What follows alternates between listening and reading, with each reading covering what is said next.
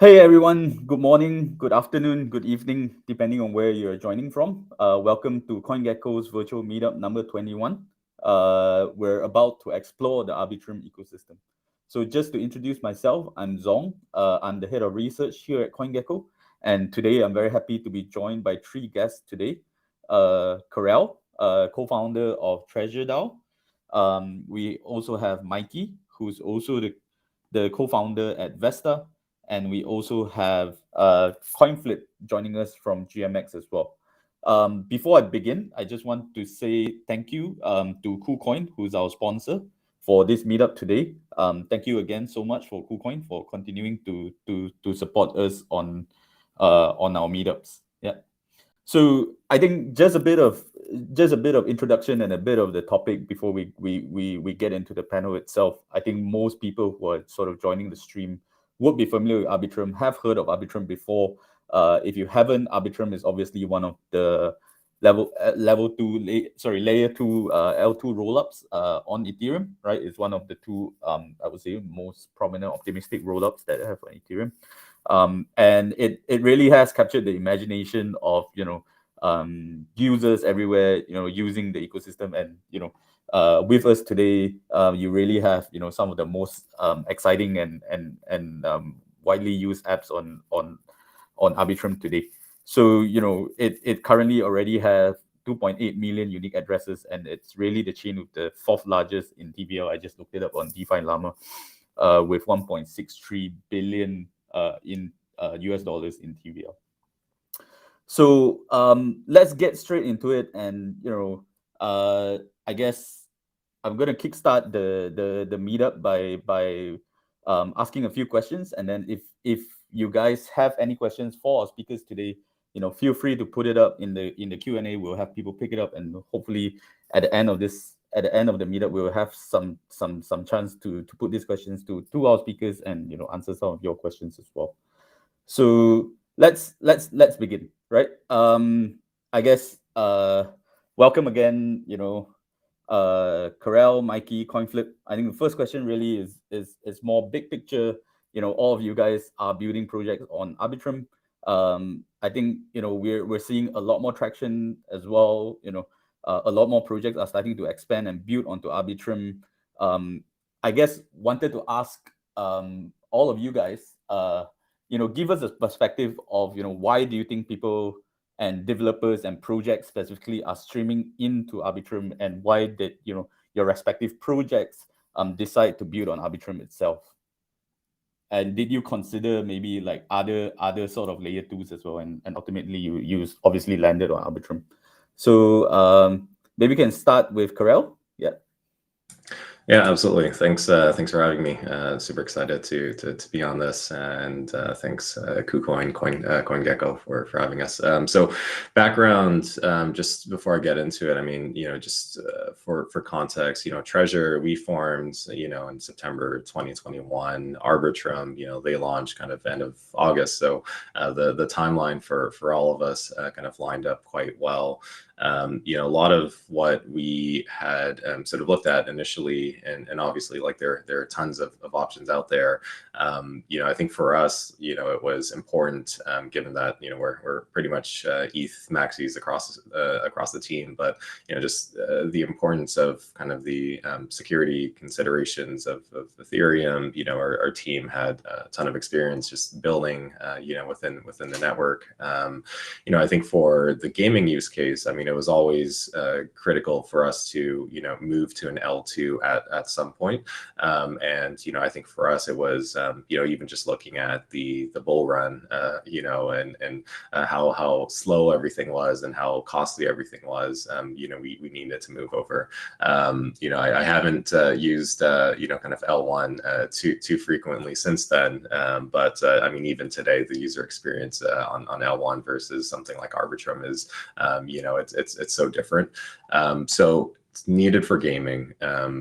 I think the alternatives were lacking at that time. We wanted a true, L2 optimistic kind of roll-up solution. We definitely looked at all of them, in the lead up to it. So, looking at the polygons, we didn't feel that was a solid option at that time. Optimism, I think they launched closer to December. StarkNet, ZK, Immutable, like that, they were all options to kind of think about. But I think Arbitrum was just at the forefront. We ended up, kind of landing there, working with them, and ultimately, I think for a developer and a project, it's important that you find super solid partners who you can grow and build with. And I think for us, the gaming and NFT scene on Arbitrum was still so early, and so we felt it was a really good opportunity for us to really be a big fish in what we thought was a growing pond, and be able to work really closely with the Arbitrum team to kind of build a lot of this from the ground up. And so it's really allowed Treasure to really become what it is today, which is effectively the Arbitrum gaming and NFT ecosystem. Yep. Speaking of, I think like big fish in a growing pond, I guess GMX is sort of a big fish in this fast growing pond. I guess Coinflip, do you want to chime in and talk about how you guys landed on Arbitrum, and and what are sort of the things that you were thinking through when you decided to build on Arbitrum? Yeah, happy to. And again, thank you so much for having us here on this discussion forum. For us, the history kind of was that we had a history as sort of two projects that sort of merged together to eventually create GMX, which was XVIX on Ethereum and Gambit on BSC. And kind of as a history that, I guess similar to what Karel said, we were probably ETH maxis, and there was a great desire for the type of experience that was being created in terms of, the perpetuals and spot exchange and the way we were approaching it, that we definitely needed a high-speed environment, but we did want to be on Ethereum.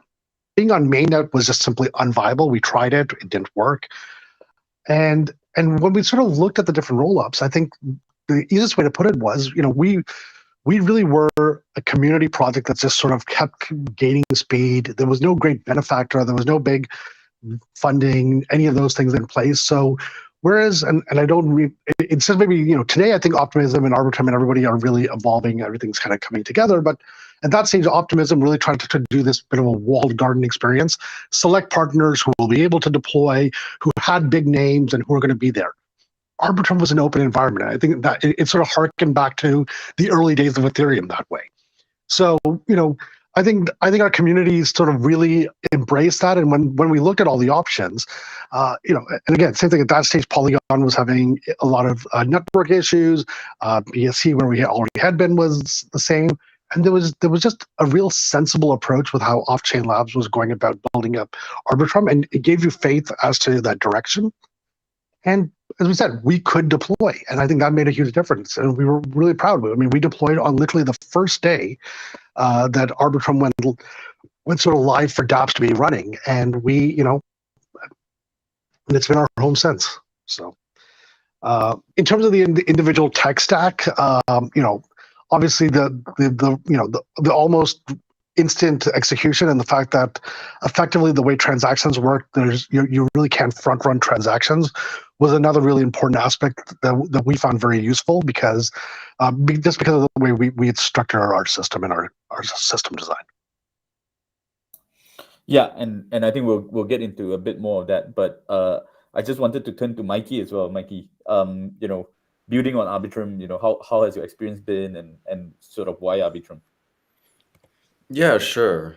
I think at the start, when we deployed to Arbitrum, I wouldn't say we were one of the first, but we were definitely also early on. This was back in last February. The sequencer and how quickly the sequencer kind of orders transactions and takes in transactions and really just confirms transactions, well, at least on the user experience side, from within a couple of seconds, within 1 second actually. It was just such an impressive user experience, and something that I personally never saw in any of the other production, production ecosystem, production chain. So, and most importantly, we are really bullish Off-Chain Lab as a entity and the people who work behind it. I personally find Ed Felton, who's the founder of Off-Chain Labs, to be he did a lot of courses early on within blockchain at Princeton. So that me personally learning more about crypto early days. So always felt like Arbitrum was a great contender in all of these different ecosystems. So that's why we decided to also join Treasure and Jam in the ecosystem. Yeah. I think just moving on. I think Arbitrum really it launched and then it really grew really quickly, and sort of the DeFi bits cropped up really quickly, and then with Treasure you guys came in, and then NFT and gaming really took off. I'm just curious. I think do you think there's a particular niche that does better on Arbitrum compared to other networks? So does certain things just work better on Arbitrum? And I guess Coinflip, you alluded to some of this with sort of just performance issues or performance improvements and gains that you can get on Arbitrum. So maybe I turn over the question to you first. So I think that, well, I think there's two. One, from a technical standpoint, obviously having a chain with virtually instant finality, the fact that it is a very high throughput environment, and one which has been able to manage gas costs in a very effective manner. I mean, again, there's a lot of mechanisms how Off-Chain has gone about smoothing out those costs and creating a bit of a consistent, expected environment, which I think is valuable. But I think the other aspect, which sort of, again, harkens back to the early days of how Arbitrum had come up, has to do with the fact that it really did get a lot of very young, newer projects. And I think that actually meant that you had a real culture of innovation and really people who were taking their products, iterating constantly over this last year and a bit. And I think that's been a really big aspect. And the fact that all the protocols, at least I can speak to within the DeFi space, I'm sure Karel can speak more on the NFT space, they really do collaborate and work together, right? Like we work with Vesta, we work with Dopex, I can go up and down the list. And within DeFi, we all find ways to interact together and do so. I find it a fashion that's far more, what's the right word, collaborative than I've seen in most other chain environments. There's definitely a real strong sense that we're all building this tapestry, which I kind of say, for me, Arbitrum is DeFi for Ethereum, full stop. And that's kind of what everybody's working together on building from, at least in our space. Mikey, what about you? I mean, Coinflip talked about the strong community. Yeah. So, I think it could get a little bit more niche if we're talking about if we're talking about liquidity. I think majority of that is still remaining on mainnet, right? Think like a lot of ETH on mainnet, stablecoins on mainnet. But when it comes to activities, or rather applications that involve very heavy user experience as well as a lot of computation, I think GMX is a prime example of that, right? Like people have to do a lot of trading, or I meant, you could do a lot of trading, so you could benefit from the optimal user experience, and you can also take advantage of the ecosystem's much lower gas fee because there's a lot of computation. So when you have these things kind of combined together, GMX is really primed for application on such a scaling system. On the liquidity side, I think for Vesta, for example, you do have to persuade people to move off of, say, ETH mainnet, their liquidity, and to migrate into a system such as Arbitrum. So it is a tiny bit more challenging. The user kind of value proposition is out, but still, it definitely is. It still has its place for sure. Yeah, I think just in terms of transactions, I mean, Arbitrum, I think in January already processed sort of like half of what Ethereum does, right? And the community is still early and still growing. And certainly if more people use it, then from a liquidity perspective, then more people will migrate, sort of will naturally find reasons to migrate, sort of ETH or stables onto Arbitrum as well. Karel, I mean, from the NFT and gaming space, I think you talked about performance as well to a certain extent. But what niche do you see sort of cropping up on the Arbitrum ecosystem? Yeah, I mean, I think definitely with the folks here and GMX Vesta, like I think that the DeFi side is super strong and I don't see it being displaced anytime soon. I think the gaming side is probably a bit still nascent, and our hope is we're working to kind of change that. I think there's all of the things around the tech that I won't necessarily kind of touch on. Coinflip captured it really well, but I think it enables a lot of why developers have kind of come here, and when they do come here, I think it's the culture and the community that keeps them here, and really kind of allows for that like 1 + 1 = 3 kind of movement where everyone is kind of collaborative and working with each other. And I think as you look at kind of putting aside DeFi for a sec, but from a gaming perspective and an NFT perspective, I mean, interoperability is such a it's a bit of a buzzword, but also can be a really powerful thing. And one of the things that I think we're super focused on at Treasure is how you have gaming communities and different games, metaverses kind of intersect with each other, really allowing for this like aggregate of kind of communities to kind of come through. And I think having that concentration, and as that kind of grows, there's a bit of a network effect that kind of grows with it. And so I'm definitely bullish on all things kind of gaming here. And I'm sure I think as we look at even beyond that, there's really anything that is kind of like gamified social. Reddit is on Arbitrum Nova as well, and so I think we're starting to see more of this maybe like name brand kind of adoption, but definitely I think there's the kind of grassroots like emerging folks who were kind of early and building and new to kind of creating something that's like truly innovative, that I think Arbitrum is a really strong home for. Yeah.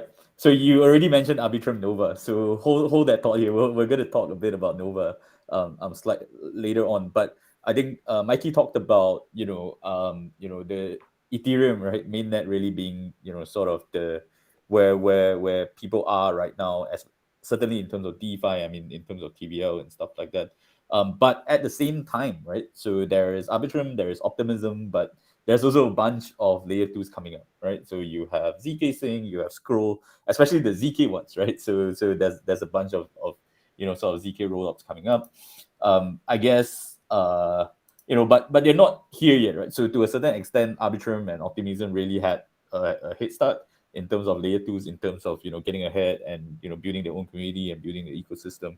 I'm just curious, I think from you guys, view, what are your views on having so many, or rather, well, having quite a number of this L2s? Do you worry that it actually fragments liquidity rather than or liquidity will find its place, right? And people will go to where they find the best apps or whatever it is. So since Mikey talked about liquidity, maybe Mikey, this question really for you first.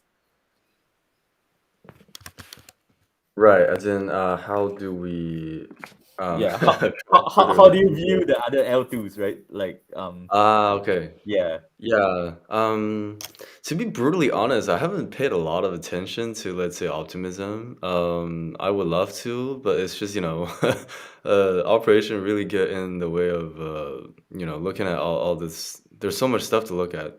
But I do know that it's gained a fair bit of traction, especially recently. It was on a downtrend, especially after token went out, and then it wasn't as active for a while, but now it's climbing right back up. I do think that when it comes to L2, it needs to really scale. So like the gas really needs to be so much cheaper, a lot cheaper than mainnet, and the user experience needs to be much more optimal than on mainnet. So I think Arbitrum, at least as of now, does achieve that. You can always make fees cheaper, right? Like there's always room to make fees goes to as close to zero as possible. Um, but I do recognize that there is kind of a trade-off when it comes to decentralization. So, it really just comes down to the user experience and the the gas fee, right? And I think the two leading players of the pack here is neck to neck right now. And I think that's a healthy competition as well. So not any size here. Definitely. I do need to do some optimism side as well. I haven't really looked too much into it. Yeah. Maybe go to Karel. I mean, like community is such an important part of NFTs and games, right? Perhaps even more important for NFTs and games compared to DeFi. How do you view Optimism and certainly the ZK ones? They haven't started, so I'm not sure if games or NFTs are really committed to them. But yeah, how do you see these other layer twos as they come to market? Yeah, definitely. I mean, I think the kind of fragmentation of like liquidity and community is it's, I mean, it's always an important thing, and I think within sort of NFTs, it may even be a bit more kind of prominent there. I think as we haven't necessarily paid too much attention. Once you kind of move to an ecosystem, and it is a bit of a kind of migration effort to if we were to move anywhere as well. But I think it's definitely seemed a little bit less mature than what is kind of happening, at least from a gaming and NFT perspective on Arbitrum. As we look at I think the Starknet, like ZK Sync, I think there's an interesting I think angle there, and there are different lenses to kind of apply to this, right? Like there's the developer lens, and again, I'm always going to be talking about gaming and folks who are building stuff like that, and then there's the user side of things. I think that the tech is certainly it's super interesting from a gaming perspective, because there's a lot you can do, for like a real kind of like strategy game where you have you need a fog of war, and there are certain things that you can't necessarily accomplish on a optimistic rollup in that sort of same way. It informs a lot of the kind of like design constraints that you would have to kind of build within as a developer. All of that said, though, I think, and Stephen, the CEO of Off-Chain Labs, he mentioned this, I think, I think it was sometime earlier this year, but, I think we're still quite far off from, at least a ZK EVM solution. And, I think it's going to be, once that is out there, I think it'll change, but, I think it's still far off to see, exactly how that will play out. Speeds, cost, all of that is still a major factor as well. So having to kind of take that into account, and so I think from a context of gaming perspective, at the end of the day, I think if the confluence of content / IP and games and the user experience is good enough, and it's done in a way that is relatively cost effective to the user, the users will end up coming regardless of where you are. It kind of plays into the whole if back in Web 2, people don't really know or care if you're on AWS or Google Cloud, right? It ends up being kind of the dApp or the program and game that you're finding delight in. So I think once an ecosystem has kind of gotten past that cold start problem and has enough of the kind of network effects with both players, users, liquidity, communities, and kind of developers that are building there. I think and Arbitrum I feel has been able to achieve that. Definitely more to kind of grow as always, but I think we still haven't seen that from the ZK ecosystem quite yet. Yeah, and Coinflip, I think you guys started on Arbitrum, and now you guys are on Avalanche, and with a bunch of these L2s coming to market. So is it sort of going to be a sort of multi-chain strategy, or what? How are you guys thinking about this evolving sort of environment, I guess? Yeah, I think there's going to be a pretty robust discussion within our DAO as to how we approach this, but I can sort of share my own perspective, which is that, I think invariably we all assume there will be a stage where all of these chains can operate very seamlessly, and we sort of exist in a cross-chain sort of environment. But until that stage, and until bridges, messaging, everything operates in a far more secure fashion, consistent fashion, I think we're probably going to continue, at least from a GMX standpoint, to evaluate multi-chain. And multi-chain really has more to do with the fact that while we would love to have everybody come over to Arbitrum, which is our primary deployment, I think there are some people who there are ecosystems and communities that exist within certain chains. Certain chains have done a better job potentially from a geographic standpoint, getting penetration in certain markets, certain groups of individuals. And so I think we do look at how do we make sure that we have as good an opportunity as possible to expose our product and the experience that we're trying to deliver to those people. So where they're not well covered, I think, with Arbitrum, I think that's where we will look at those other markets. But using the example, say Optimism, we've assessed it, and it's taking nothing away from it, but it has an immense amount of overlap actually with the Arbitrum ecosystem. We weren't actually finding that if we were to go over to Optimism, we'd actually get exposed to an additional number of users. Now, some Optimism protocols actually maybe have found that Arbitrum's reach was broader, so actually coming across did get them additional exposure and additional users. So everybody's probably making those evaluations for themselves. Okay, thanks for that. I think the geographical point is really interesting, right? So we tend to think about crypto and blockchains as sort of global and borderless, but really certain ecosystems, certain chains really do better in certain geographies as well. So that's something that projects have to also evaluate. I think just a final question on sort of general Arbitrum, and then we'll get into project specific questions. But I think one of the things, and I think Karel mentioned this earlier as well, which was you only use Arbitrum now, right? You're pretty much only on L2s. You don't really touch mainnet anymore. But as we know, one of the key problems, or one of the key challenges has always been onboarding new users onto chain. Getting them on mainnet is hard enough. Then you need to get them onto L2, and that sort of like requires using a bridge or whatever. I was just wondering, how are you guys thinking about the on-ramp and off-ramp question, which is sort of important, and do you see a start to shift, or are you capturing new users, I guess, that are new to crypto, right, fresh to crypto, and the first thing they touch is Arbitrum and is you guys. So maybe start with Karel, because games and NFTs are really one of the ways to pull people in.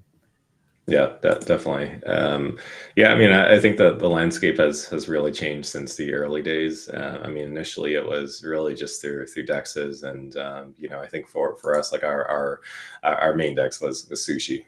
So that was really the only way to get in. I think since then, one for sure, just broader like Arbitrum support period, which number of exchanges like Binance have supported. From a Magic perspective, that's also changed as well. As we looked at centralized exchanges, I think we're probably on all of them, at least all of the main ones. And a lot of this happens quite quickly. Back in December of last year, Coinbase, pretty sure, I think Magic was the first Arbitrum token there, Binance, KuCoin, etc. So so that's on the kind of centralized exchange side. I think there's just been a big push, especially on the NFT and gaming end. If you're not on mainnet, I think there's just a big thought around just like the user experience of, how people get into your ecosystem. And so, of course, there's for the folks who are a little less crypto native, you have MoonPay as an option, at least for Treasure. So you can pay with your credit card or bank account and purchase Magic. The next step from there is from like a real kind of like onboarding of kind of initiative, and this is more from like a player perspective. So how do you actually partake within the ecosystem if you're not here? So if you have Magic, that's great, but really thinking about like how you can do away with the complex MetaMask or Ledger kind of setup that is really tough for folks who may not have been in the space for a while, or who are starting to get into it, which is the majority of people. And so there are a lot of kind of things that we've been working on, and really all of gaming and Web3 have been working on to try to make that as seamless as possible. So we've been developing a login of Treasure experience that all of our games will be able to use, and it's really just it's a custodial wallet solution. You jump in, it's secure, but you don't necessarily have to remember your kind of your password, private key to kind of get into it. Signing transactions will be a lot more seamless. It'll be gasless and managed. So there are a lot of different things that we can do to really enhance that experience and just make it super easy for anyone to jump in, if you're crypto native or not. And I think that's the next big hurdle that we have to kind of overcome, at least on the gaming side. Yeah, I think Coinflip, you guys started really early. You guys launched on the same day Arbitrum did. So do you think that experience have really improved? Since then, and how are you guys thinking about getting people into the network directly? Yeah, no, it's definitely one of these. It's definitely one of the things that I think we spend time thinking about, but more you could say as a future course. We've decided to take one. I think one very important decision for us was that we wanted to focus on being on public blockchains compared to, let's say, one of the other sort of leading competitors in our space who's sort of gone in the app chain direction. And I think as part of that, one of the advantages we think is that it'll hopefully mean that we get to work with best in class solutions for each piece of this, each piece of this problem. So that is being able to have people like banks and Binance Connect who can help to be an on-ramp onto these chains. It's working with various bridges and bridge aggregators to help smooth that process of people coming across to the chain, and also finding ways to have even what's the right word, virtual wallet solutions from other chains connecting back to our primary deployments on Arbitrum and Avalanche. But I think one of the real big things that I'm actually hoping to see is the evolution of mobile wallets and how they can do a much better job of abstracting away a lot of this sort of overhead and sort of the native experience that we've all gotten used to, but is really actually, if you talk about it, is kind of absurd when you compare how fluid most other transactions are and most other activity is for people today, using their phones and the like. So, we've spent a lot of time now trying to work to figure out how we can get as smooth an integration as possible with various mobile wallets, and ideally, especially when we're dealing with, say, Arbitrum, and it's just making sure that they have the ability to sort of abstract away a lot of the other activity behind.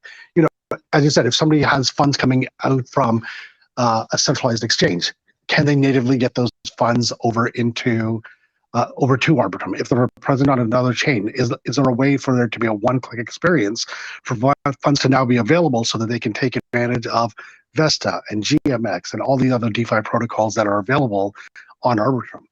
I think the other aspect is also trading a bit, where do we get that sort of front page of finding and discovering things on Arbitrum. So I mean, to that extent, there's, Camlog, which has now been a native DEX, which is highlighting a lot of protocols. We have to sort of keep developing, having sort of this ecosystem built out where people can also find opportunities. I mean, GMX, you could say we've been blessed, lucky that because we were early in that process, we got visibility, people find us. But we need them to find more and more other solutions also on Arbitrum, because that's what's going to bring people across and keep people there. And so, as I said, I think that discovery is a big aspect, and I'm sort of becoming repetitive, but I think mobile wallets are actually going to be one of the big aspects of helping to break down those barriers. Thanks for that. Yeah, I think a lot of developments a lot of projects have looked at mobile, and I think there's a lot more people working on this problem as well, not just on Arbitrum, but across different chains. Mikey, from Vesta's perspective, where do you see the users come in for you guys?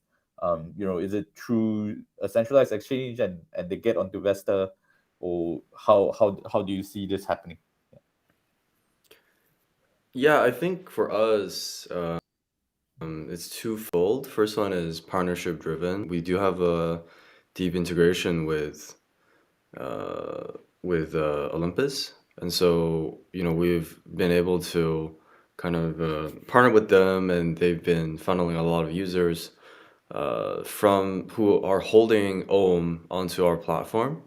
So that's the first aspect, and then the second aspect is largely, I guess, also partnership driven, but it's on the product side. So we were literally the first one to integrate GLP as a type of collateral, thanks to the support from GMX's side, and it was largely successful. Now the field is fairly competitive. There's a lot of protocols integrating GLP, this and that. It's entered into a very interesting race to the bottom at this point. But when we first integrated, it was,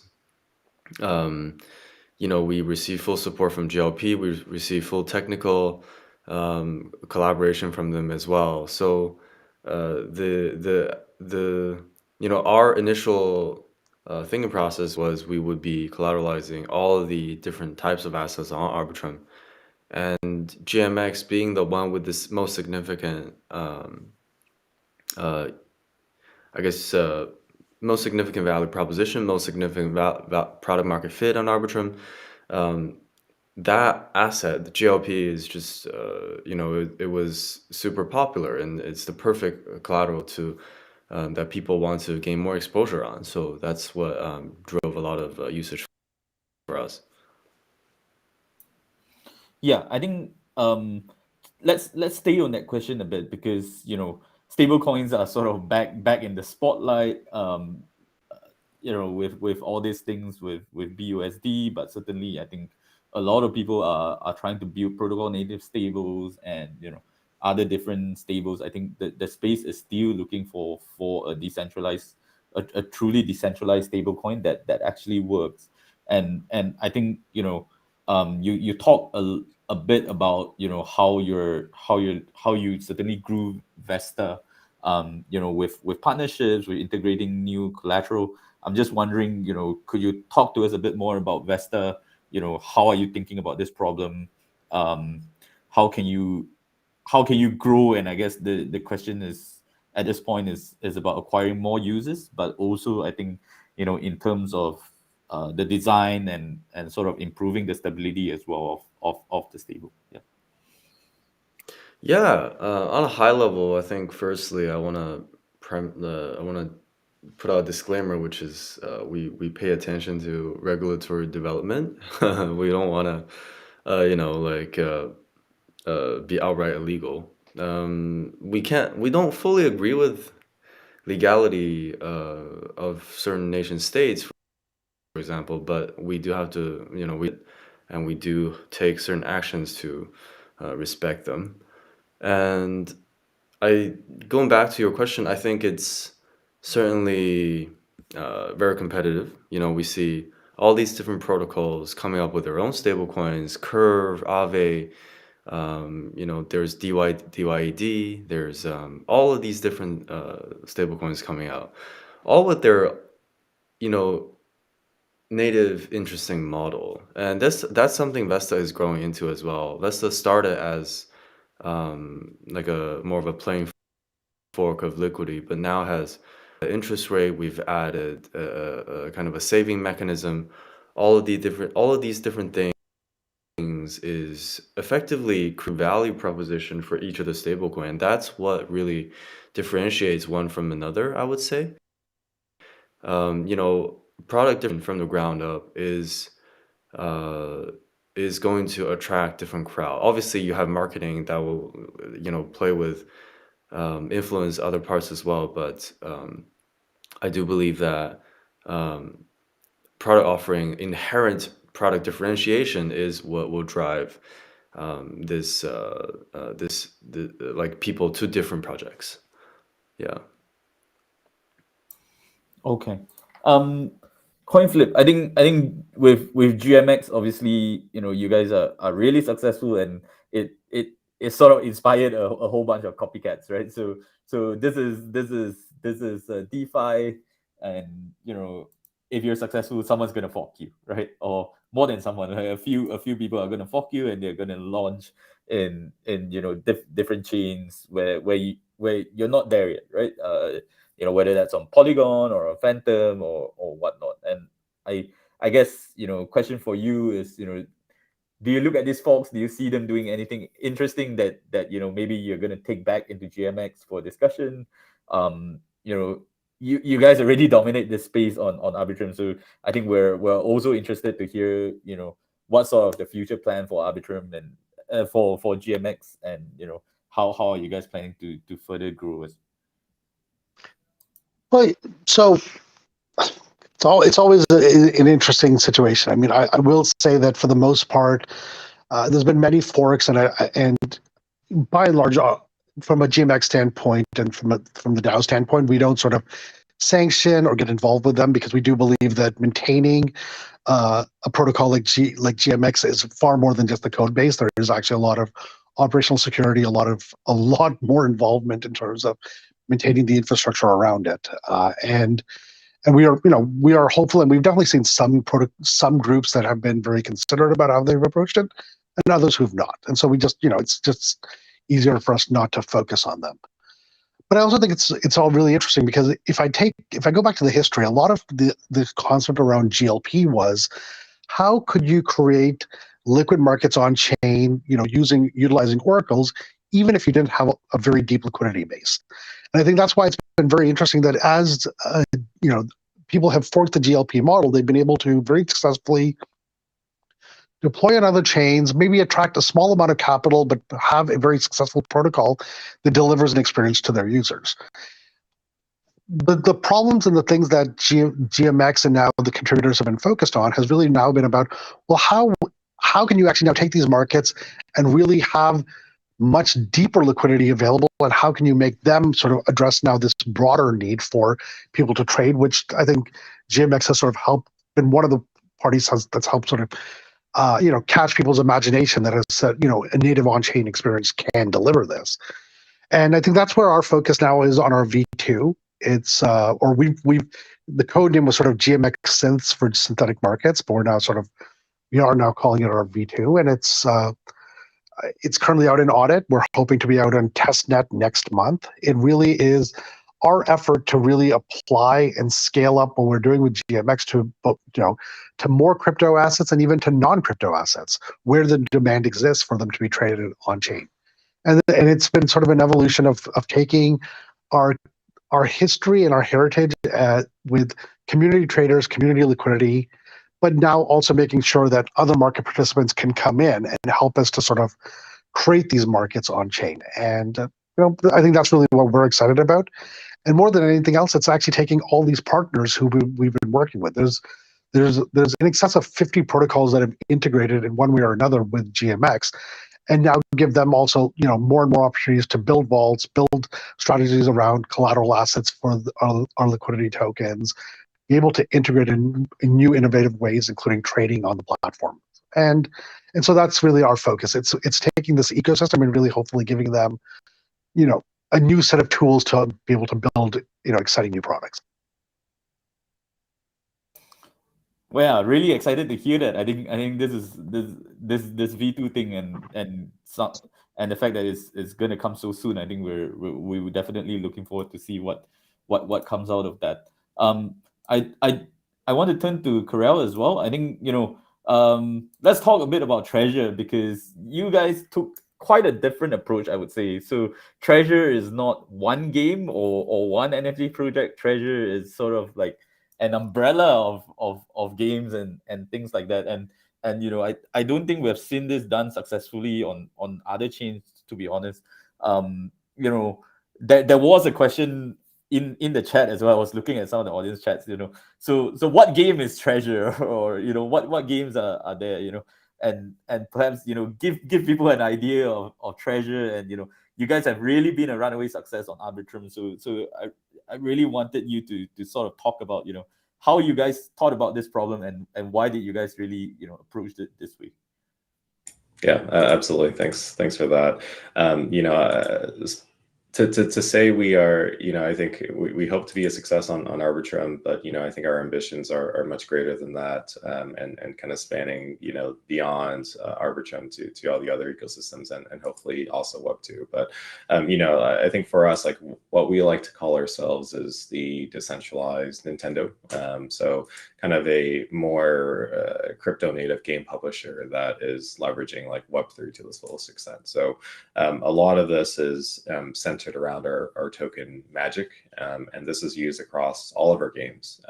And so there are probably too many to list now, but and so sorry if I leave you out, but games like The Beacon, it's an action roguelike, dungeon crawling game. Much more to come to it. You have Battlefly, which is more of a PvP strategy game. Knights of the Ether, if you've played something like Slay the Spire, it's a kind of deck building roguelike. Cororo Beasts, Bitmates, et cetera, et cetera. And so you have this like collection of first and third party titles that we work really closely with, and they're all using Magic in some way, shape, or form.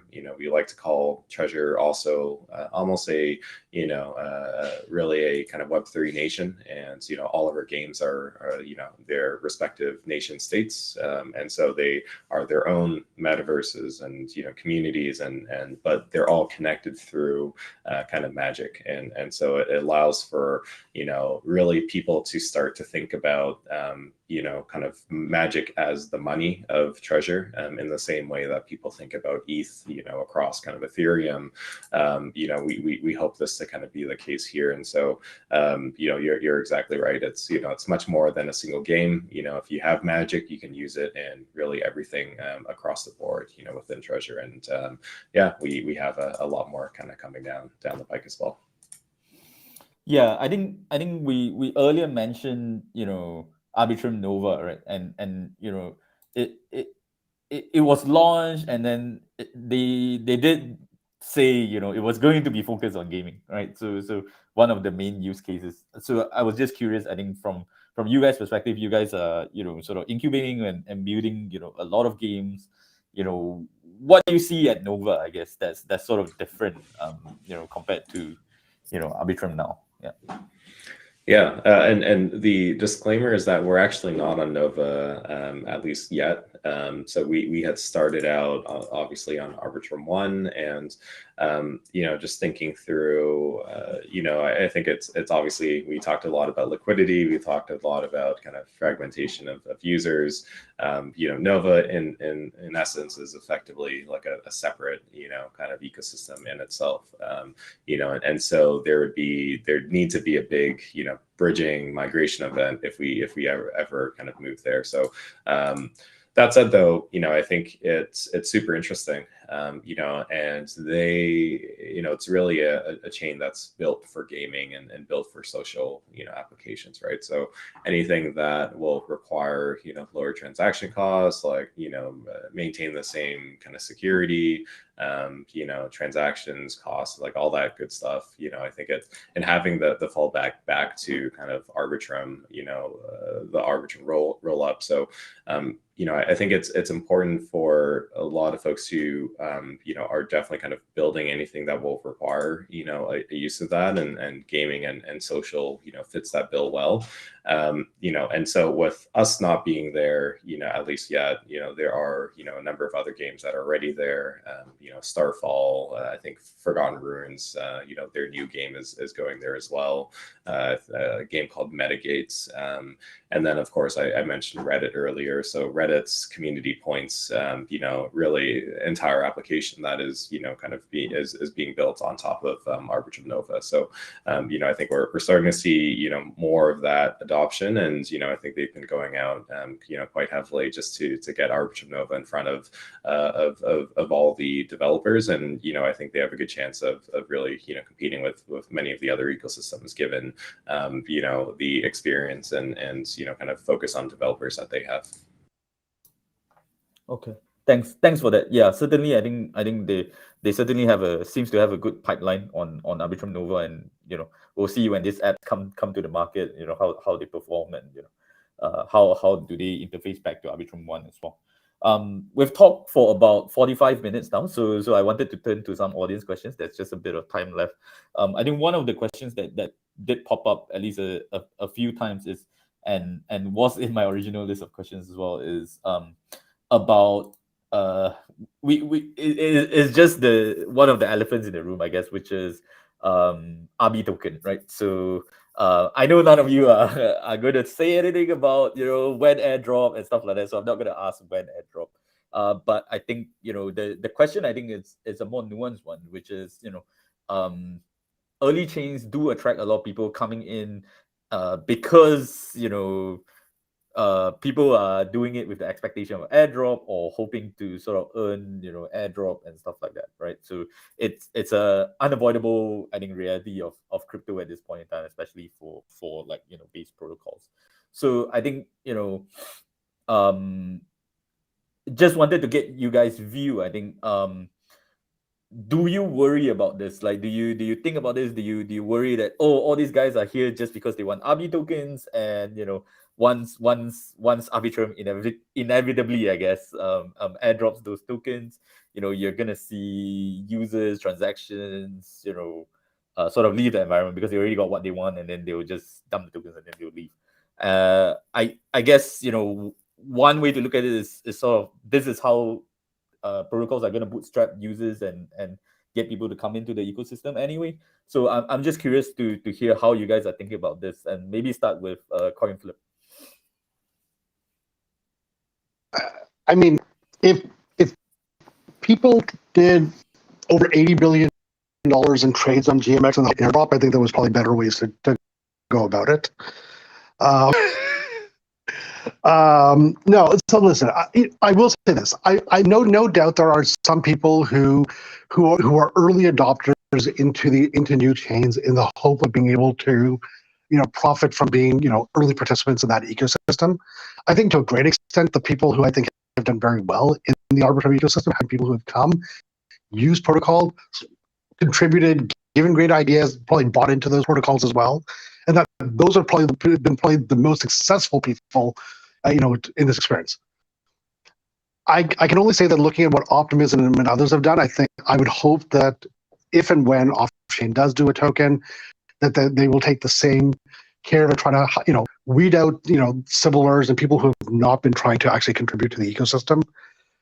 I'm just going to use a small example. We posted a governance post, and we had within the first second we had thousands of votes from effectively all sorts of, I'm sure, bots that were trying to game the system. And I have no doubt that there's smart people looking at that and trying to filter that out. But listen, some of that will happen irrespective. If the reason they came was because of the token, but instead they joined a community, they bought NFTs, they were part of Magic, they looked at GMX, they bought the collateral to Vesta, I think that's all positive in the end, because I think there's a huge lasting benefit, which is what has been built in terms of everyone who is now building, and every day more and more protocols to build and to increase the experience on Arbitrum. So whatever's happening is positive in my view. And Mikey, do you worry about this? Do you think about this? And yeah. It's not really, actually. I think from the protocol side, the metrics that we look for, such as TVL and revenue generation, these are not really influenced by airdrop farmers. I do agree that these strategies are very valid, right? Like these strategies of acquiring airdrop, and I know who set things up systematically just to hunt these hunt these bounties. If anything, kudos to them. They've found out the processes to automate things and all that. But I don't think it actually impacts how protocols like the metrics, because we look at heavy, for example, I would imagine GMX sees trading volume. And so, you have these bots, they probably don't want to pay a lot of fees, right? And so I don't think they're going to impact protocol metrics too much. Same thing for Vesta. One of the requirements for opening a vault position is actually you need to create at least $300 of debt. And so that effectively filters out a lot of airdrop hunters. I'm not sure if that's a good thing or a bad thing. I feel like I should probably lower that just to, get more people in here. But, I do think that overall, you have it's positive for the ecosystem, and I don't think people are gonna leave after the because of exactly what I said, right? Like they're not going to heavily influence protocol metrics to the upside and to the downside. And so even if these people they I don't think they're going to impact protocol metrics too much because of, say, JLP have reached significant product market fit. Say Treasure have reached a significant amount of players, and so I don't think it's going to affect protocol metrics and tractions to the downside too much. Yeah, I do agree. It's a bit of a double-edged sword sometimes, but Karel, like, do you agree with Mikey? Like, you don't see this, going to impact your metrics in terms of, like, I guess, players and users. Yeah.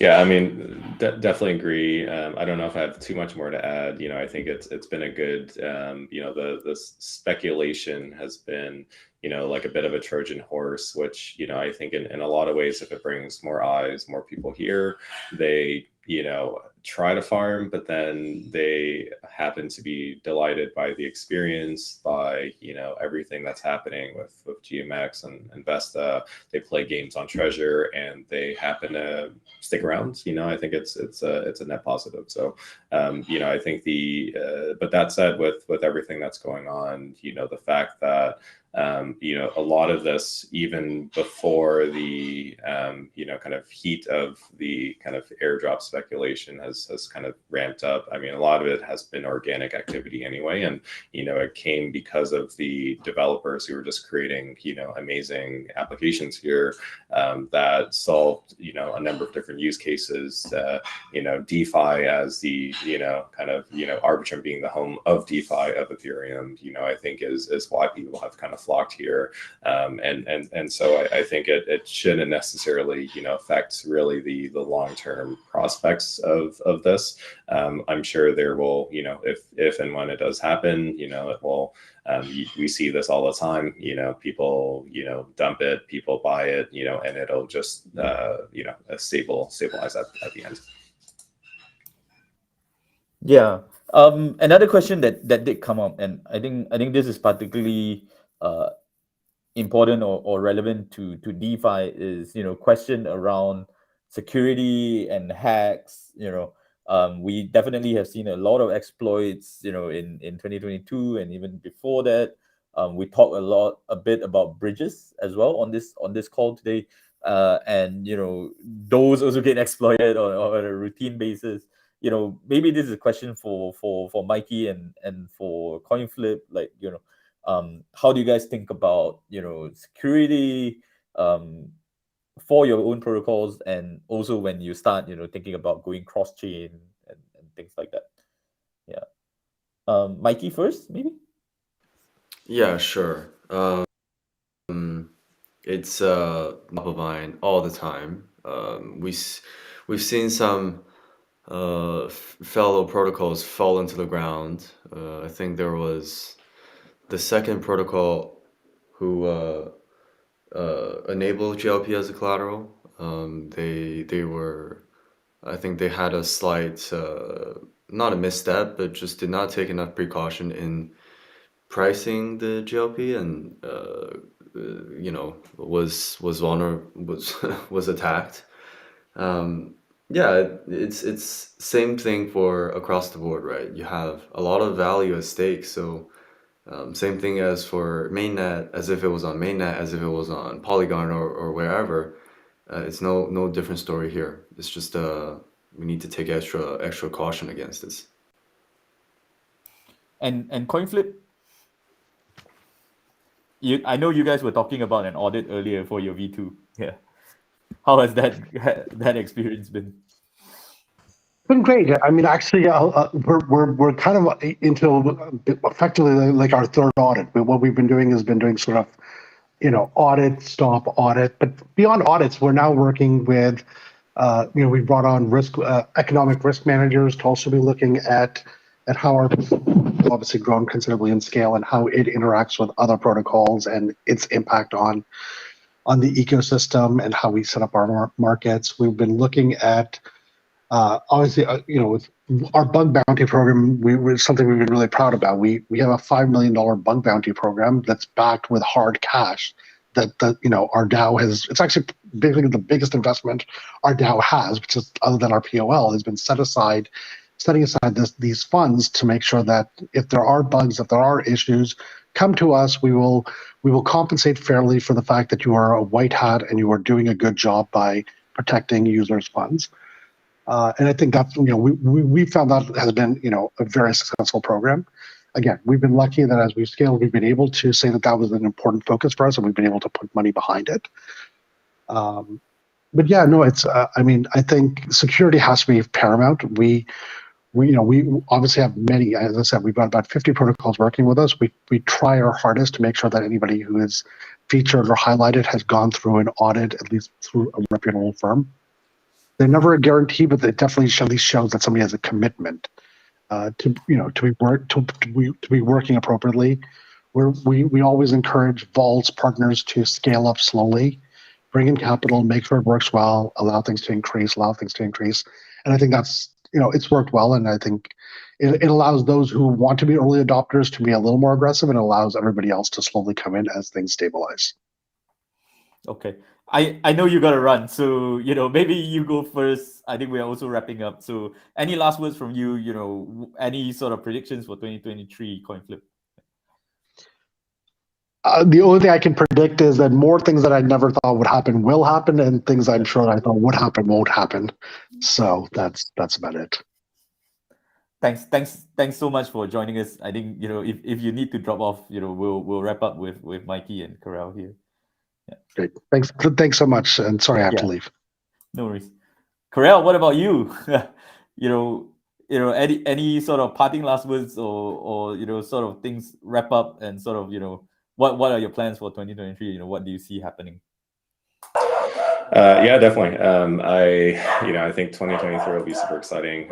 Gaming, like we always kind of look at this and get excited. I think it's, as we think about just like onboarding the next, million, billion users to crypto, it's likely going to come through, an experience like that is, as kind of mentioned, is a bit of that Trojan horse to kind of get folks in. And hopefully they end up sticking around because of everything that is also happening on the DeFi side, and you end up kind of falling a bit deeper into this rabbit hole that is Web3, and it's also why many of us are here. But I think on the treasure side, we have a ton more games coming. A lot of them are launching, I think within this month, next month as well. And so really just hang around and really just experience what the magic of play could be at the end of the day. I sadly also have to hop, so it's been a great space though, and really enjoyed chatting with you all. Yeah, thanks for joining us. I guess Mikey, last but not least, any last words Cheers. from you before we wrap up? Yeah. Well, thanks everyone for tuning in, and hopefully my points were, valid, and people find it helpful. Nothing too significant, I'd say. Definitely, keep using Arbitrum. We don't know what will happen, but let's just keep building. Yeah, I think we're I think it's the market has looked a bit better in the last sort of month and a half or 2 months or so. But we always say it's bear markets are the best time to build, and I think we're really excited to see what comes out from Vesta and what comes out from Arbitrum as well. So thanks so much for joining us today. So I'm just gonna wrap up this meetup. I think thank you so much for joining us today, all the people in the audience. I just have two announcements left. I think one, just wanted to say thank you again to KuCoin for sponsoring this meetup. And secondly, we do have a promo code for you for our CoinGecko store. If you go to our store and you use the promo code CoinGecko5, so CoinGecko 5, you will get a $5 discount off our CoinGecko store and any of the items available there to purchase. So this is the end of meetup number 21, exploring the Arbitrum ecosystem. Thank you again so much for joining us. Thank you again to our speakers. And we'll take care, and we'll catch you the next month for our next meetup. Awesome.